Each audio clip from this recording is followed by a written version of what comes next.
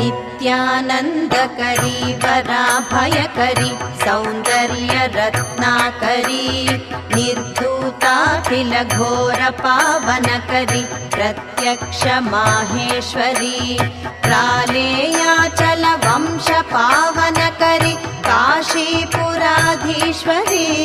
भिक्षां देहि कृपावलम्बनकरी मातान्नपूर्णेश्वरी नानारत्नविचित्रभूषणकरी हेमाम्बराडम्बरी